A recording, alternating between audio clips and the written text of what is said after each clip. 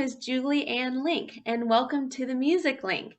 This week on the Let's Link project, I'd like to welcome the Assistant Professor of Bassoon at Tennessee Tech University and the Principal Bassoonist of the Bryan Symphony Orchestra, Dr. Jeff Womack. Thank you so much for being here, Jeff. My pleasure. It's great to see you and it's great to be with you. Jeff and I met about 5 years ago in Midland, Texas, where we were playing with the Midland Odessa Symphony and Chorale together. So, Jeff, could you please share with us an overview of who you are and what you do as a professional musician? Sure. I teach at Tennessee Tech University. My primary responsibilities are I'm the bassoon professor. I'm principal bassoon of the Bryan Symphony Orchestra, and I also am the bassoonist in the faculty quintet, the Cumberland Quintet. My other primary responsibility is I am the music historian. And so I teach music history, and I love teaching music history. So I really enjoy getting to have those two different aspects of music in my day-to-day activities. So that's my professional life at the university, but I also freelance quite a bit and play, as an extra when needed in several orchestras. Well, when we lived in Texas, you and I both played in quite a few different orchestras, all over the place. And it's the same here. This is my second year, and I was about, February, March in my first year here. And so I had gotten to do some freelance playing and had some scheduled for actually the following week. And then the pandemic hit us like it hit everyone. So we've been making reads and having lots of conversations with our colleagues online ever since. But hopefully we're seeing an end to that soon and getting back to that. But I do a lot of freelancing and I do a lot of teaching as well. One of the things that's really important to me is that there never are enough bassoon players for us to recruit for school, and that just goes all the way back to high school to middle school, that there just aren't as many double reed players that seem to kind of get a start early on. And so I've taken a lot of interest in the past few years in really working with middle school directors and helping them feel more confident or comfortable, whatever the appropriate term is, with the double reeds, so that they are encouraged to have more double reeds, because that just means that there's a better likelihood that they'll come up through the ranks and perhaps be interested to play when they go into college. One of the interesting things here is Tennessee Tech has every discipline is outstanding. They have a phenomenal engineering school, and so there are a number of bassoonists who are engineering majors and quite talented. So that's me in a nutshell. Wonderful, Jeff. Could you share with us more about where you grew up? Okay, I was born in New Orleans, and I grew up in the South. My father had a career that saw us moving around with his job. So we lived in Louisiana for quite some time, and then we lived in Texas when I was in third and fourth grade on the southeast part of the state near the coast, southeast of Houston actually, and then on the coast of Mississippi, and then back to Louisiana, back to Texas in high school for a year, and then back to Mississippi. So I grew up kind of in that area, and when I graduated, I went to college in Kentucky. We'll get to that in a second, I think. But yeah, so I grew up with that. I grew up listening to lots of music, a huge mix of music, especially in New Orleans, so it's very interesting. I always found it interesting. So, Jeff, how did you get introduced to the bassoon and contrabassoon and playing music? Okay, well, this is a little bit funny and probably not mainstream, but no one in my family besides me in my immediate family has pursued seriously studying an instrument. I have an older sister who tried the flute as an adult. She took some interest in it and tried it, and it just kind of piqued my curiosity. So I thought that was interesting. But that was when I was around 12. But when I was younger, like 6 and 7 years old, somehow my ear focused in on music when I would hear like movies or hear soundtracks, whatever they might be, or musicals or things like that. But also, I grew up watching cartoons on Saturday mornings. And the one that specifically sticks out to me is the Bugs Bunny Roadrunner cartoons. And hearing all of those instruments, and how sometimes they're featured kind of all together, and then sometimes little snippets of solo things. And I remember specifically one morning listening, watching cartoons, and the bassoon played this little thing, and my mom had company over, and they were just talking while I was watching cartoons, and that this bizarre, curious sound came on. I said, "That's really interesting. What is that?" And my mom's friend said, "Oh, that's a bassoon." And I looked at my mom and I said, "I want to do that." Not knowing anything about music or anything, it's like, that's really interesting because it made a cool sound. And used to be able to buy collections of records on TV before the internet and everything. And so, I asked for my 8th birthday a collection of symphonic music from the 19th century. It's not normal. That's not normal.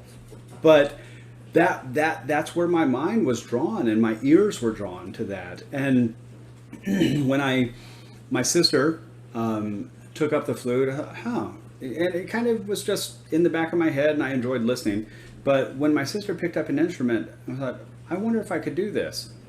And so I joined band, and I wanted to play the bassoon.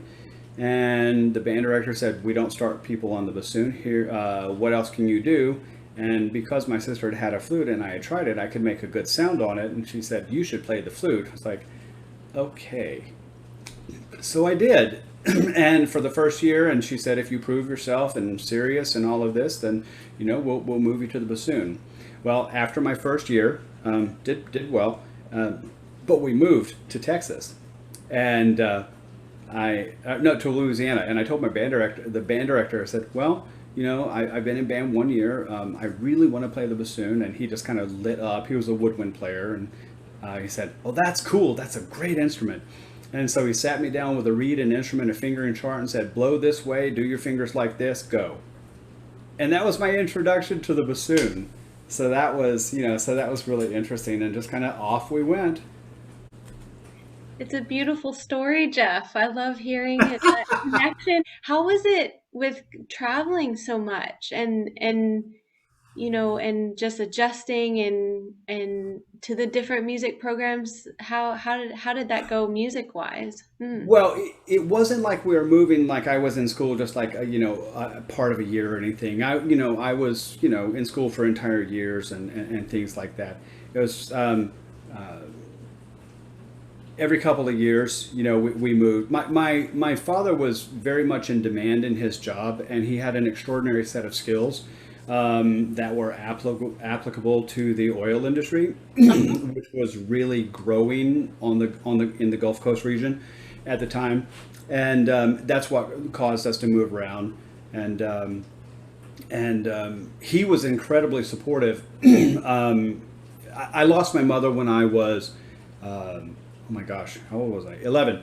When I was 11 years old. So much of the time it was my father and myself, and he was very, very supportive of it. He was kind of skeptical about it as a career because there was no precedence for that in our family, but or in his knowledge. So he kind of was supportive to an extent and everything, but he certainly didn't discourage me. So it was nice. Wow, I'm glad to hear your dad was so supportive of that. It's beautiful. Yeah. Hmm. Could you So- share more about your introduction to contrabassoon? Right. Okay. Well, the contrabassoon, I wasn't even really aware of it until college. So here's the college thing. We'll go into that. My band director, my last 2 years of high school, was a phenomenal human, a phenomenal musician, and a phenomenal teacher. Um, I I signed up for jazz band. I believe it was my senior year, if not my junior year. I played bassoon during the concert season, but I played piccolo in marching band because it fit in my pocket. True story. And wasn't heavy to carry, and you don't march with a bassoon. Thank God for that. In Texas, you do, but that's another story. Um, but in the jazz band, I had a knack for woodwinds. And he was a saxophonist as well. So he said, "Can you play this?" And I said, "Well, I've never tried." He said, "Well, make your face like this, blow like this, do your fingers like this." And he handed it to me, and in 10 minutes, I could play like 8 scales. It's like, okay, you're fine. So I played in jazz band, and more often than not, I would play on flute, like solos and stuff like that. But he taught us theory. So twice a week was theory instead of rehearsal. And the theory that he taught got me through all 4 semesters in college because he was so clear and so thorough. And all of those extended harmonies and things that you talk about in jazz, and the way he explained, major, minor, sevenths, and extended chords and things like that, it just clicked. And I was so grateful to him for that. It was very intense and it was great.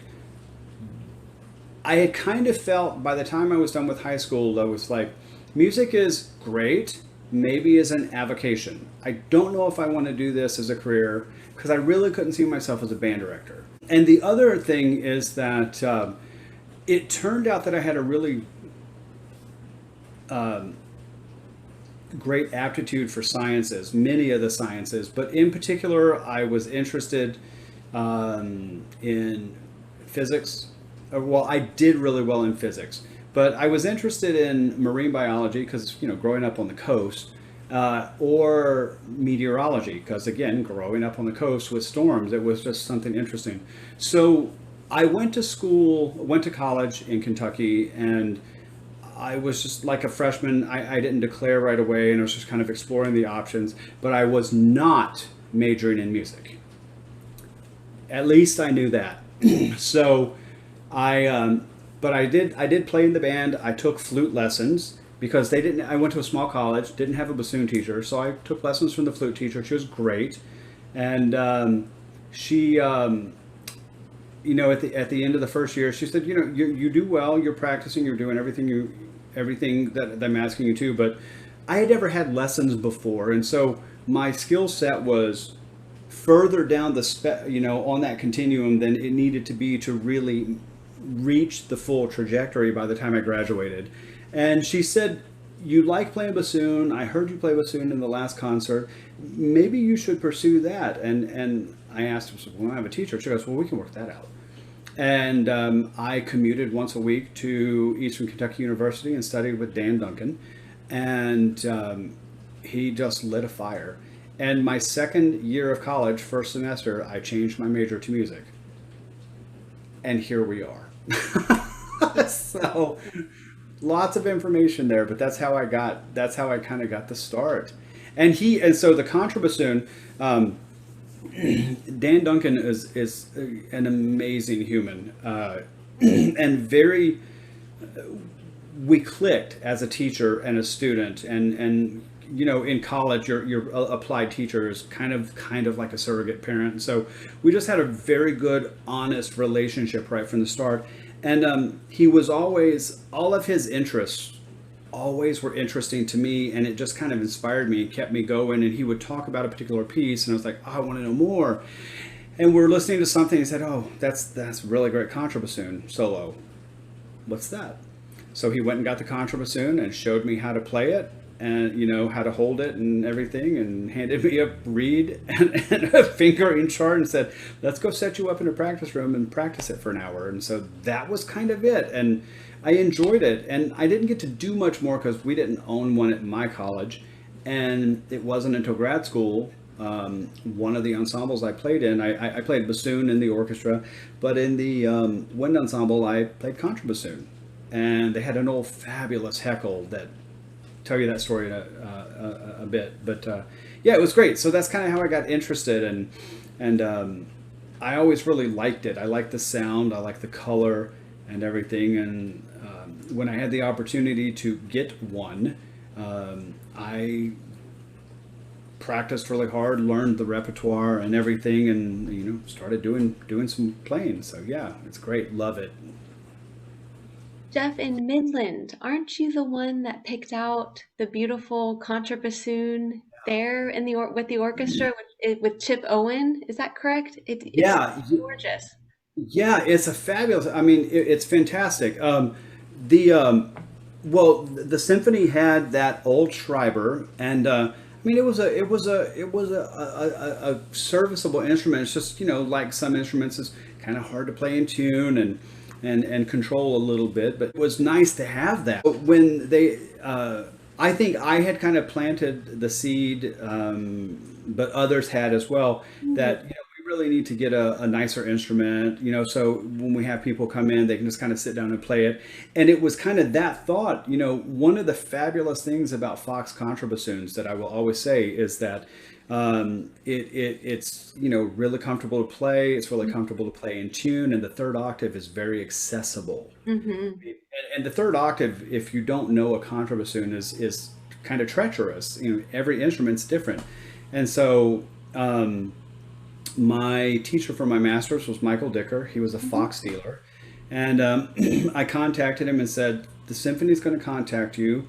I recommended that they get a contra from you, and I Mm-hmm. told him, I said, just for clarity, here are the options that it needs just to make it easy. So the right thumb E flat and Mm-hmm. things like that, and so they just called him and they said, I have the contra here. Here are the specs. Here it is, and yeah, and it worked out. It was such a great instrument to play. You got to play that some, didn't you? Yes, I remember playing on it and it was like velvet. It's just literally the most beautiful contra I've ever played on. I really enjoyed that. Yes. So thank you for doing that. Of course, no, no, no, no. I'm glad, and I'm just glad that the symphony has that. So I mean, we've had our time there, and others can benefit from that. So that's Hmm. great. So yeah, absolutely.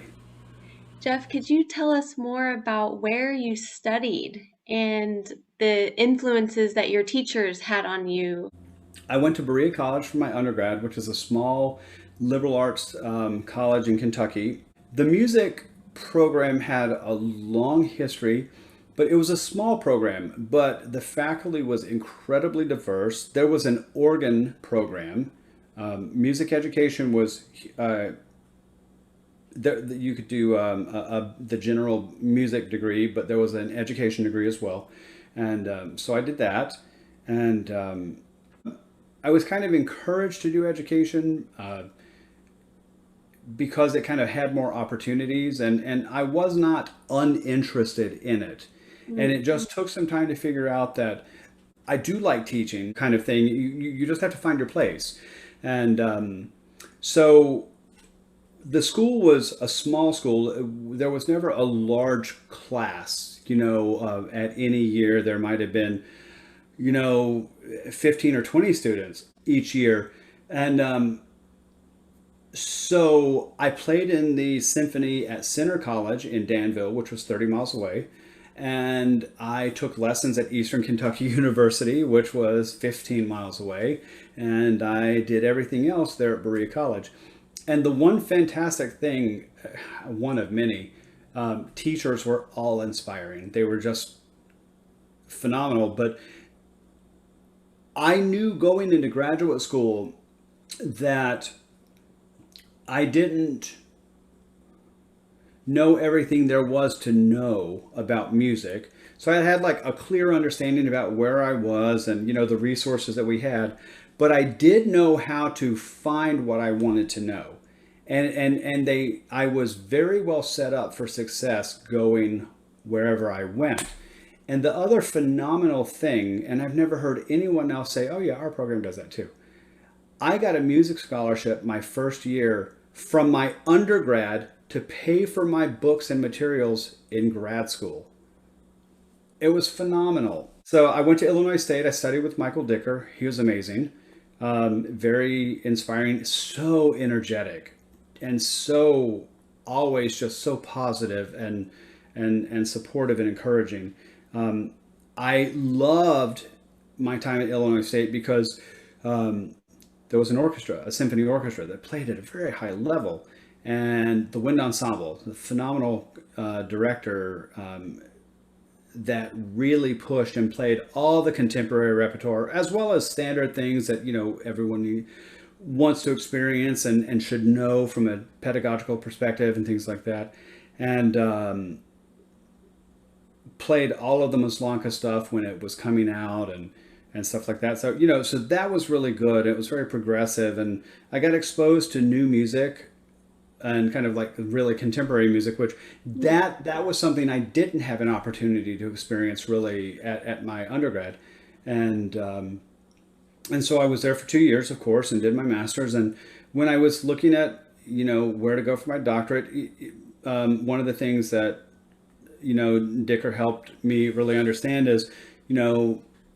when you're at that level, it's really about finding the relationship with your teacher, because it's more than just learning to play the bassoon. And so I reached out to several people. I didn't actually apply to every school, but I reached out to teachers at several schools and communicated with them, and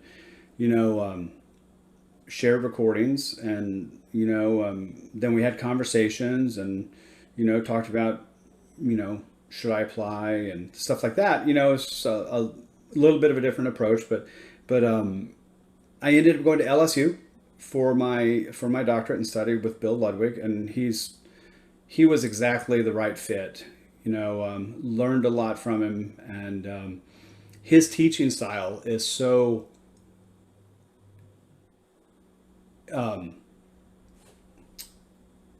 systematic, but not rigid. But it's systematic. Everything is like, he teaches you how to think logically in your own practice, so that you're self-teaching, constantly self-teaching. And I'll often say, it's like when I'm sitting down to practice or learn a new piece of music or something. It's often that we have our teachers in the back of our head, and often Bill's voice is the voice I hear first, because he's kind of so in a good way, in the best possible way. And then I did my doctorate there, and that was really good. And I actually ended up studying with, I met Chris Wiett as a graduate student at Illinois. I drove a friend to her audition, and I accompanied her. And it was just kind of interesting. Wiett had told me later he was always surprised that I didn't apply to go to Ohio State, and it just never occurred to me. But I was living in Ohio after grad school and doing a lot of freelancing and things like that. And I ended up going to him for just, some kind of, I just call it finishing school for the bassoon. And just because I was gearing up to really take auditions, like really take auditions. And I was getting really starting to advance and starting to get up there. And what Chris really helped me with a lot was refining my reeds and really getting the capacity to do everything I needed to do with them without getting to do that. And it was fantastic. I mean, I was starting to advance, and that just fires you up and gets you going. So yeah. Jeff, could you tell us about your reed making style and any techniques? My reed making style, like all of us, is to a degree kind of an amalgamation of what we've been taught, what we've learned by experience and discovered along the way. Generally, my approach is the Hertzberg style of reed making, and so forth. And I've not been doing that long. I've only been doing that for maybe 7 years or so. But that's my approach. And one of the things that I've really been doing with it is, as a student, as an undergrad especially, it took me a long time to really, I had good mechanical dexterity, but just equating the physical actions with the result and what we were going for, just kind of putting all that together, took me a little bit extra time to kind of put all those pieces together. And so with my reed making, as far as teaching, I really try to approach it from the standpoint of building instincts. Start out with just a clear understanding of what this thing is. How does this work? What does it do? You know, why does this make it do this, that, and the other? And then when you start working on reads, these actions directly are related to this response or this pitch or that, and just trying to develop instincts so that students feel more empowered going, because we sit in a read making lesson and we're like, okay, yeah, sure, that makes sense.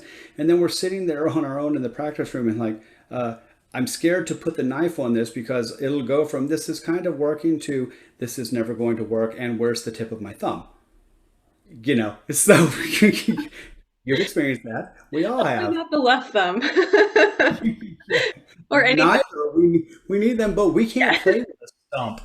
So yeah, so that's it. One of the things that I do a lot of actually is like all of us, we'll do master classes, all over the place. I do quite a few master classes on just kind of reed making and just kind of talk about what I do, and it's really nothing revolutionary compared to anyone else. It's just kind of just really, and it's inspired by Ludwig, and kind of just for every question or every answer to a question, there's three more questions, and just really understanding what you're doing and just thinking very systematically about everything. Could you share with us about your bassoon and just the history of it and any other ones that you've played and any fun quirks? Would love to hear Sure. about that. Well, there's no history to my bassoon. Mine is, it's a bell bassoon. It's 5.5 years old now. And so I bought it new. And it's the first brand new instrument I've owned. Wow. Um, yeah. And I absolutely love it. It's the thin wall model is what he calls it, and it's made from Canadian maple. And that was actually when I was having a conversation with Ben about ordering an instrument. I was playing on a 5000 series Heckle, Wow. and loved it. It was fantastic. And this particular instrument was made in 1912, and it was a unique design called a small bore, not short but small, and the scale was ridiculously even, Mm. tongue high F. I mean, it was not normal, but there was a finite quantity of sound you could make. In an ensemble, I could blend with anyone. I mean, it was fantastic, but there was just a finite, halls are big, and sometimes the sound needs to get out there, and I couldn't. And the pitch was Mm. 437. It was low pitched, and that was even with a zero vocal, it was getting to be a struggle. Just oh, and it wasn't lined. The wing joint was lined, but the boot joint wasn't. And Mm. so it changed a lot and stuff. So it was just time. And so I went from something very, very ancient to something very new.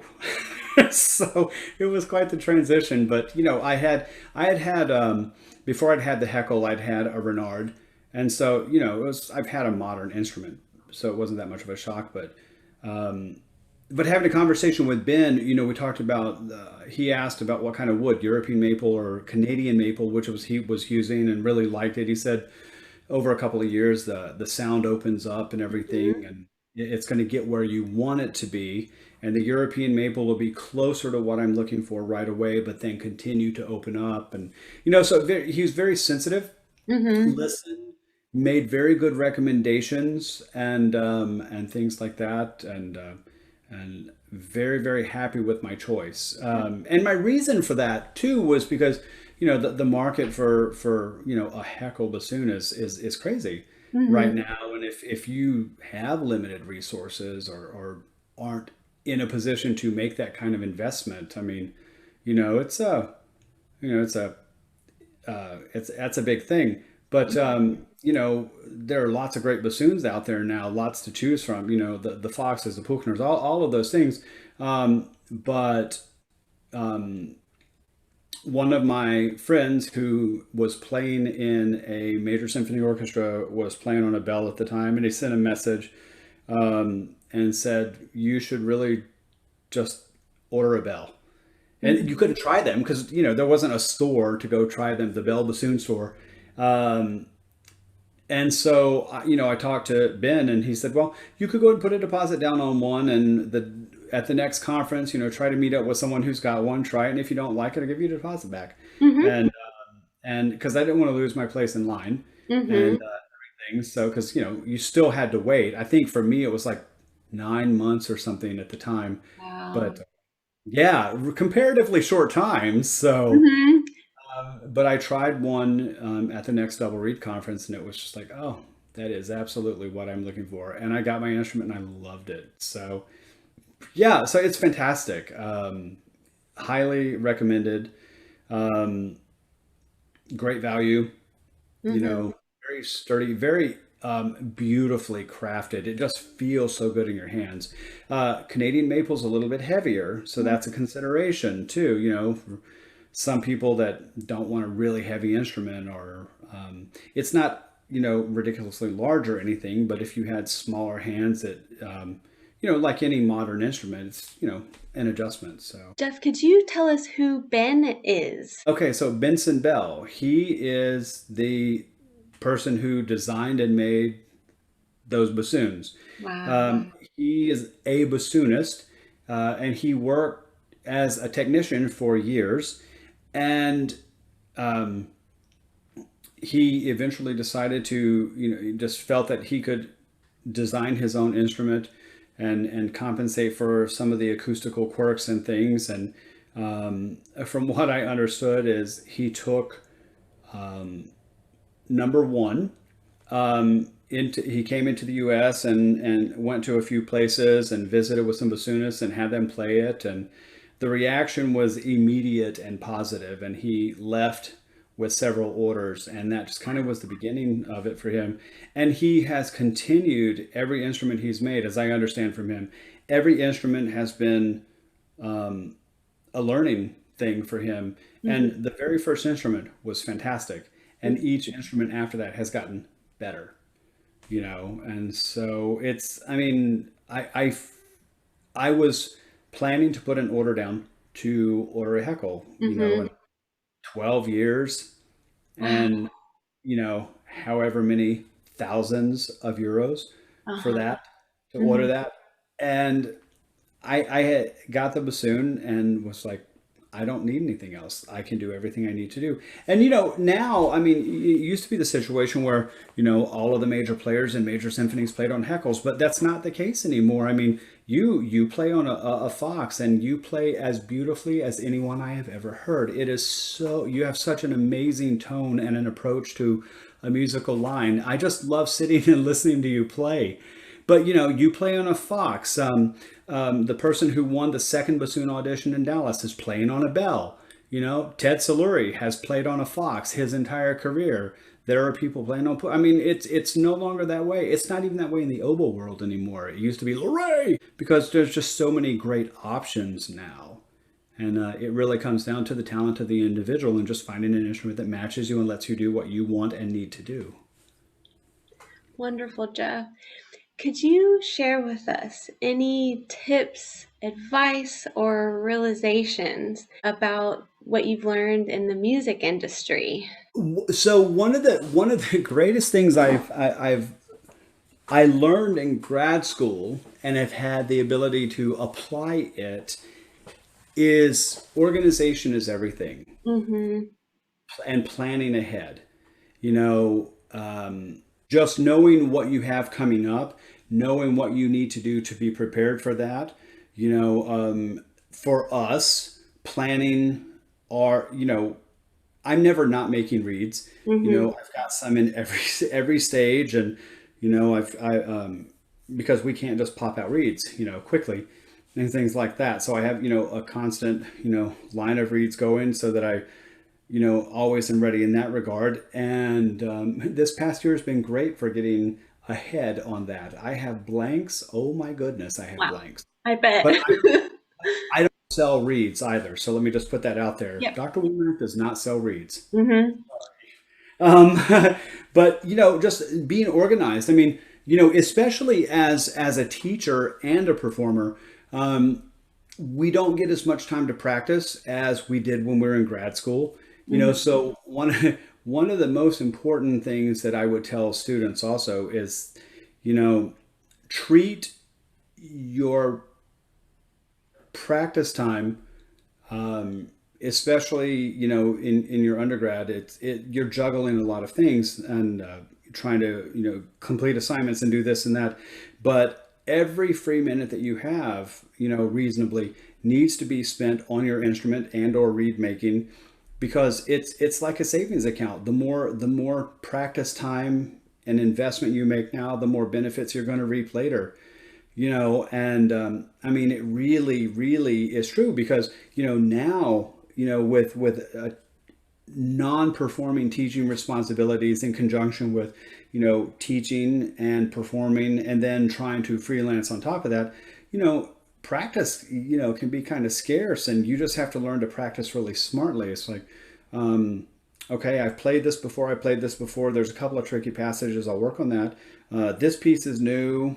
Identify what you really need to work on, listen to it, study it with a score if a score is available, unless it's a premiere, things like that. So make sure you're knowing the music going in and not doing it blindly, and things like that. And just, so that just takes a lot of organization and preparation. And, if it's something that I need to practice, you just kind of plan for that and practice, and build that into your schedule, because sometimes you have to grab 10, 15 minutes and I'm going to practice this right now, So that's learning to manage your time, and to plan, and to stay structured, Mhm. because it's really important. So, Beautiful. Jeff, could you share with us about your teaching career and any of your teaching philosophies that come to mind? um, well, prior to being here at Tennessee Tech, I taught in Texas for 13 years, and my teaching responsibilities there were music history and bassoon. Mhm. Wow.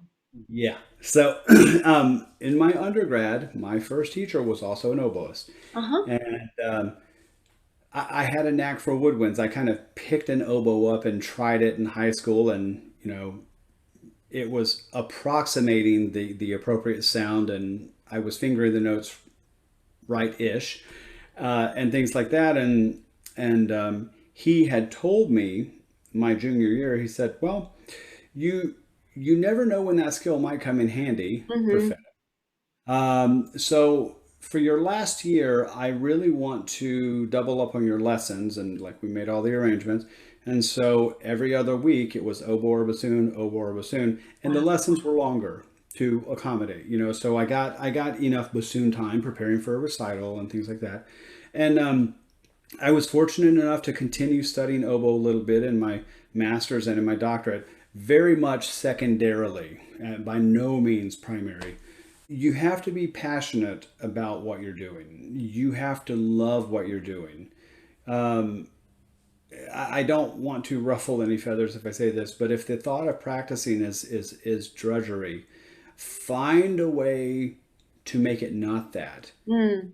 You have to frame work in a way that you can inspire yourself to do it, and to do it at the highest level you can, because it's going to be of a benefit later. Mhm.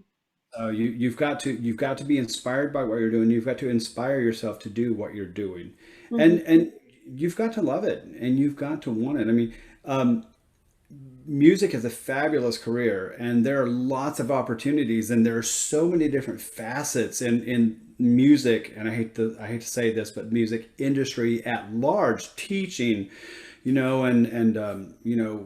sales, and all of the different things. I mean, and arts management and things like that. And there's so many things. And so you just have to figure out what it is you're interested in, and expose yourself to as much as you can. Listen to as much music as you can. Go to concerts, listen to recordings. And we have so much access to things right now. I can pull my phone up and pull up 15 NPR stations, from across the country, and there's classical music somewhere happening right now. And there are lots of the European orchestras that broadcast recordings and things, and that's nice to listen to as well. So you know, yeah, I mean, you have to love what you're doing, inspire yourself. Hmm. Jeff, could you share with us more about your chamber music career? Chamber music is something I've always loved, but I've not always had an opportunity to do. Uh, Hmm. I became really interested in chamber music in graduate school when I was working on my master's. One of the things that I really like that I don't hear a lot of and have performed even less is kind of the harmony music, Hmm. wind band kind of things, like the Mozart serenades or the larger Beethoven pieces Right. and things. And I've had a few opportunities, and um, I even once, quite a few years ago, I organized a performance, co-organized a performance for a state music festival of college professors, and we played Gounod's Petite Symphony and Dvorak Serenade, I think. Um, I think. And so, but that type of music I've always found really interesting and love. When I was teaching in Texas, Hmm. as a teacher of oboe and bassoon, we didn't have a woodwind quintet because Hmm. many of the teachers taught both a couple of instruments. So my wind colleagues and I had a trio, and so it was flute, clarinet, bassoon, and sometimes flute, clarinet, and oboe because I would play some pieces. And We did quite a bit. We played and recorded a couple of pieces and things like that. Did recitals and traveled and did master classes and stuff. So I did that, and I coached. I put some students together and started coaching a woodwind quintet, and that kind of became a standard student ensemble. And we would go on tour, and play at high schools and stuff, and it was a lot of fun, and they really enjoyed it. So, and then now, here it's part of my responsibilities, and so I'm getting to play a lot of the repertoire that I've taught, and new repertoire too, and my colleagues are phenomenal, and so we're doing lots of great stuff and communicating with composers and talking about commissioning pieces, and we're Great. planning to record a CD and stuff like that. So yeah, I mean, so it's a different facet, and Mhm. that's another thing too. Our careers evolve, and now I'm getting to explore chamber music more as a performer, and it's actually part of my responsibility. So I really kind of get to dig into it, and it's really great, and I really enjoy it. So Wonderful.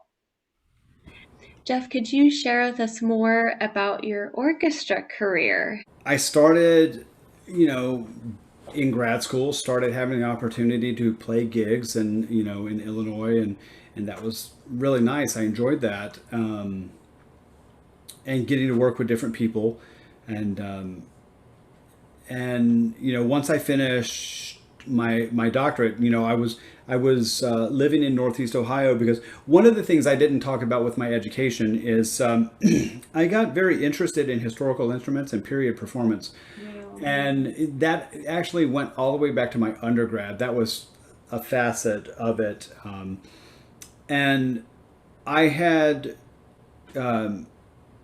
talked with my teacher, with Ludwig, and had mentioned that I was interested in studying Baroque bassoon, and he didn't discourage me at all. And I got in touch with Michael McCraw in Toronto, who was playing with Taffel music at the time, Huh. and he invited me to come, invited me to come up and everything. And I actually had gone to see if I was really interested. The Baroque Performance Institute at Oberlin.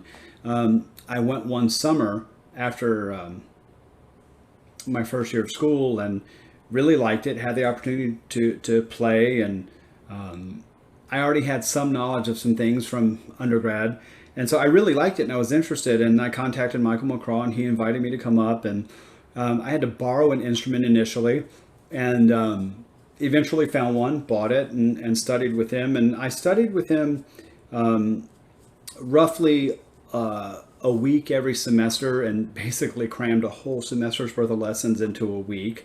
It's very intense, but really really good. And then when I lived, one of the reasons for moving to Ohio after I was done with my coursework is it was a 5 hour commute, and so I continued working with him and playing and performing. And I played on modern and historical bassoons and contrabassoon, all over the region. And so I did that for a while. And I really enjoyed it. But then when I moved to Texas, there wasn't as much of an opportunity to do it. And so I still have an instrument. I still like to play, but it's just not what I'm doing right now. Hmm. No, because I'm just doing so much with the bassoon and with the contrabassoon. Don't have an oboe or an English horn anymore, and very happy about that. Because a lot of reeds to make. That's a lot So, of reads. so and yeah, and so I, playing bassoon is fantastic, and I absolutely love it. I actually I play principal bassoon quite a bit, but I actually always enjoy playing second bassoon because I like the lower register. And in my working on my master's, I played a lot of contra, a little bit during my doctorate, and I just kind of headed in that direction and got a contra and really started working on contra again, and just found that I definitely really like this, and just kind of jumped in both feet, and started doing a lot of playing and really really like it. So yeah, so I'm happy I have a contra and get to play a lot, so it's Mhm. great. Jeff, do you have a favorite concert experience that you've played in or attended that you could share with us? I mean, there's so many, you know. Okay.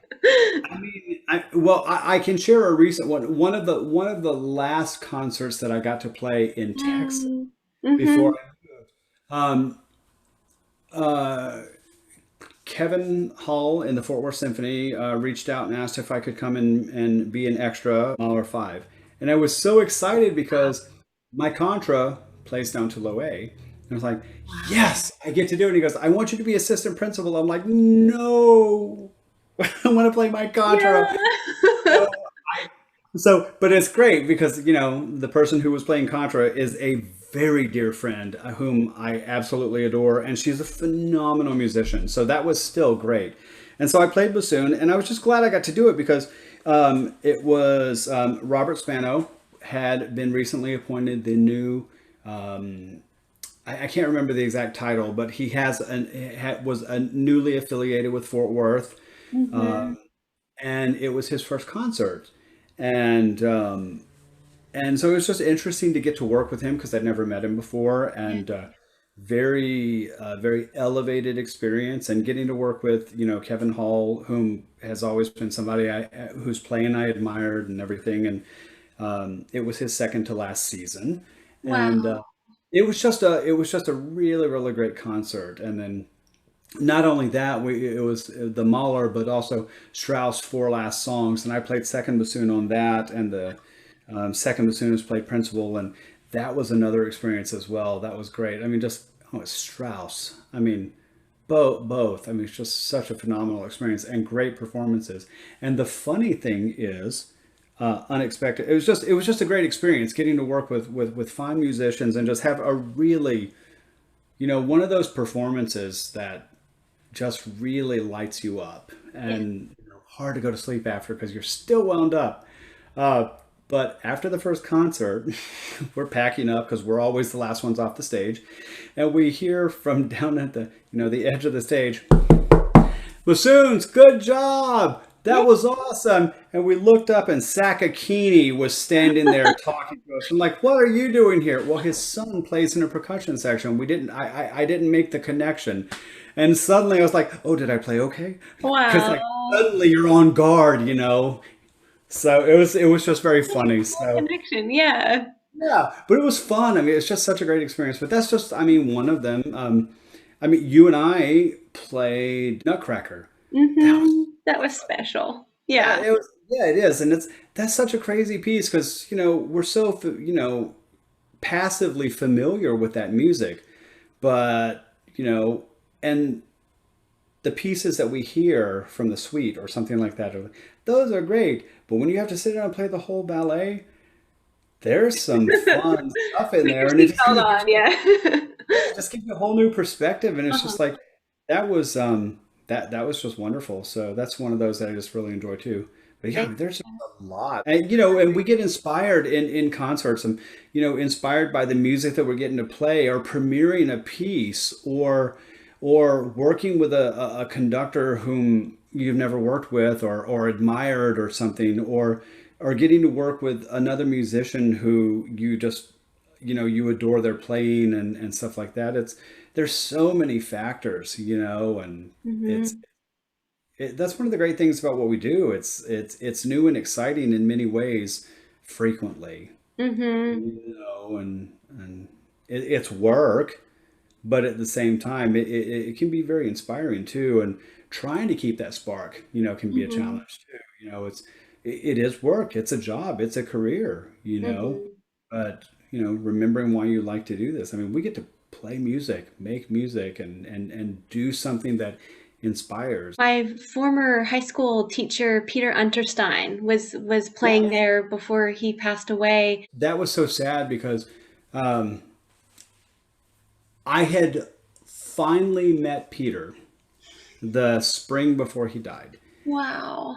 and played a concert with him, and we just hit it off. Just you know, like our sense of humor really Yes. clicked and things like that. And I mean, he was a fantastic bassoonist, you Uh-huh. know, and everything. And I knew that he played a lot, you know, there, and that was just such a loss. You know, it was so shocking and everything. But yeah, so you know, when you know after we had lost him. A few people were getting to play, and Sarah became somewhat was doing it, you know, a fair bit, Great. and I had the opportunity too. So yeah, I never played Wonderful. contra, played bassoon, but it was great. Jeff, can you share with us a memorable audition experience that comes to mind?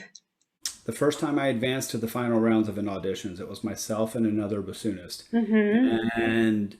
and I think I was just, I mean, I think I was just in disbelief that it was me there with someone else, and I was like, okay, I guess you know these things really are starting to fall into place, and that's really really exciting. And I didn't win the job, but I felt really good about what I had done, and it was an opportunity to kind of evaluate how I had prepared and how I had gotten there. And Mm-hmm. again, always evaluating, restructuring, and planning to like keep it moving forward and things like that. So that was yeah, that was inspiring. So How do you cope with music performance anxiety if that's something that you've experienced before? oh yes, and it's really it's you know like everything we learn as we work, as we mature as musicians and individuals and things like that. Um, I've learned very recently newer things about myself. Solo recitals are always, you know, it's something we do a lot of, and it's fun and it's nice to prepare music and then perform music. And it's really interesting because I don't ever get nervous until I walk out on stage. Mm-hmm. And then it's like, okay, just breathe is the biggest thing is just remind yourself to breathe. In chamber music, in orchestral situations, much less so. Mm-hmm. But I have learned for myself, and actually, someone else I was talking with recently said very, very similar things. I've learned, like the days of a concert, I've learned what I should and shouldn't do. Mm-hmm. And just learning yourself and learning what helps you be in an optimal mental and physical state so that you can perform at your best. You know, Mm-hmm. so for me, no caffeine after lunch. Yeah. You know, just and it's not that it just makes me a little bit unnecessarily hyper, you Mm-hmm. know, and just a little bit too anxious and Mm-hmm. things like that. You know, and it affects everybody differently, Mm. um, but you know, also not doing anything extraordinary. Yep. Not a recital is an important event in our, academic careers and our even our professional careers and things like that. But sometimes we psych ourselves up too much, a little Mm-hmm. bit, and especially the day of. And so just trying to, just kind of focus appropriately on what you need to focus on, but not over hype thing. Does that make sense? Yes. Just So taking just kind time of frame it appropriately, to and serve. Uh-huh. one of the things about your recital is people will ask you, "Are you ready?" I'm like, "Well, I hope so." I've practiced, and you know, um, uh, Mark Ostich and I were talking backstage before he was a guest artist, and for us for one of our double read days, and in Texas, and we were just backstage, and someone said he was getting ready to go out and play. We were getting ready to go out and play, and he said somebody said to him, "Are you ready?" And he goes, "Well, if I'm not, I don't want to know now." Yeah. And so it's just kind of it's tongue in cheek, but at the same time, it's like there's something there. Hmm. So as far as anxiety, it's just exercise, take care of yourself. Hmm. Be in a good physical mental space. Learn what works for you. You know, just relaxing, stretching, meditation, breathing, breathing, Uh-huh. breathing. Just remembering to breathe. Hmm. So, Jeff, have you ever experienced any music related injuries? um, I'm going to say no Hmm. with a caveat. Mm-hmm. I've been very fortunate that I have not. Hmm. However, one of the things that I have always kind of struggled with is playing standing up and finding the right apparatus to hold the instrument and to be able to work. I am long waisted. So I'm Hmm. 6 feet tall, but I have the legs of somebody who's like 5'9" or something. So I'm all torso. And I've always struggled with finding a harness or something that held the instrument high enough so that I could get the reed in my mouth without this kind of thing. Hmm. And, I have kind of the European bend vocal, Uh-huh. the European bend vocal, which is a little bit more open, that curve, and it Hmm. just lets me lower the instrument. And I have a balance hanger for my instrument, and so I was using that whole combination. And for the very first time in my life, I actually developed tennis elbow and had no idea because I had never experienced that before. Hmm. And just kind of some careful analysis, and with some trusted, individuals who had a little bit of kind of background, more background in that, watching some videos of me playing and stuff and offered some suggestions. And I'm still using the same harness. I'm still playing, with the harness and standing or seated playing with the harness without the balance hanger. And it has, helped. It just, keeping the instrument more vertical, just kind of thinking about positioning and things like Hmm. that. It's just always been something that I don't enjoy playing standing up, but sometimes we do have to. Hmm. Um, it's just been awkward for me. Hmm. So, Yeah, but thank you. that's it. Yeah. Hmm. Jeff, what are some important skills that you've learned in music that apply to everyday life? Organization, Uh-huh. time management, organization, really important. Mhm. Discipline, Mhm.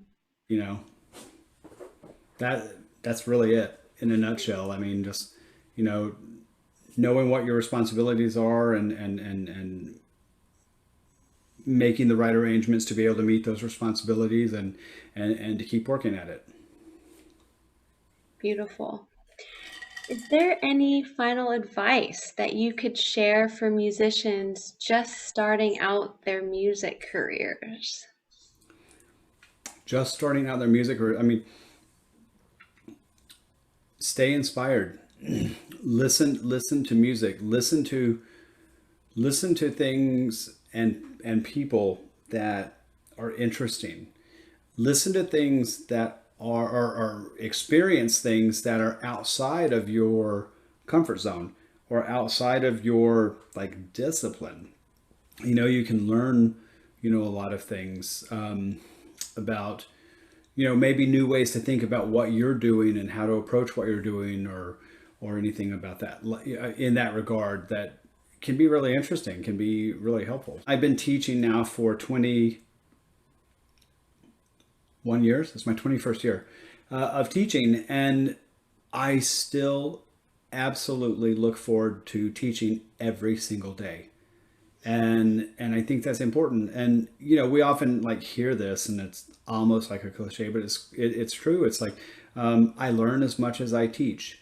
When I'm working with students, in their lessons, it's really interesting, and getting to experience everybody's different backgrounds and their approach. It just helps to create an interesting dynamic for learning. So it's inspiring to me. So you have to find ways to keep stimulating your curiosity and keeping yourself motivated, because, and I think that's the biggest thing is self motivation. You know, Mm-hmm. motivating myself, and I want to continue to grow and learn and develop myself so that I always feel like I have something new and interesting and exciting to share as well, so that's, yeah. Beautiful, Jeff. Thank you. So, is there Absolutely. anyone that you would be interested to see interviewed next for this project? Have you interviewed any instrument makers? I have not, and that would be fascinating. It Mm, would be. I mean, I don't know what Ben Bell's availability is, but maybe speaking to him, maybe speaking to someone else, would be very interesting. mm-hmm, You know, that's something. I mean, and he is a bassoonist as well, a performing bassoonist. mm-hmm. So that's very could be very interesting. Stephen Braunstein. Wow, sure. He's such a delightful individual and so knowledgeable and has such an interesting background. Mm-hmm. And uh, he has experience with my contrabassoon from when he moved to San Francisco. So he's just a great person and a great resource. So I mean, there are many great people, but he's someone that comes to mind right away. Wonderful. So Thank you for those suggestions and would love to absolutely, make those happen. So, absolutely. yeah. Jeff, thank you so much for this Thank you. opportunity to interview you. You're Oh, amazing. it's great. It's wonderful to get to talk with you too, and to catch up. I mean, we're now half a world apart, so I look forward to getting to see you again sometime, and I will look forward to that. Me too, So, Jeff. Thank you all so right, much. absolutely. Thank you so much. For everyone tuning in, keep an eye out for two events held every week on the Music Link. Every Thursday at 7 p.m. Central Standard Time, a new YouTube interview video launches. And every Sunday Central Standard Time is a live Zoom discussion session that you can register for on the Music Link website. Check out Jeff's live group hosting session coming up this Sunday, where Jeff is going to share about how to play on a click track when creating chamber music recordings virtually, tips on switching between bassoon and contrabassoon, how to find a model of bassoon that works best for you, recital preparation and practice tips, and so much more. Please like, comment, and share any questions or feedback in the section below, and subscribe to this channel for notifications of when new videos are posted, which really helps support the Music Link and the Let's Link project. The Music Link is a New Zealand-based online resource for people to share, learn, and connect. Thank you for watching, and I'll see y'all in the next video.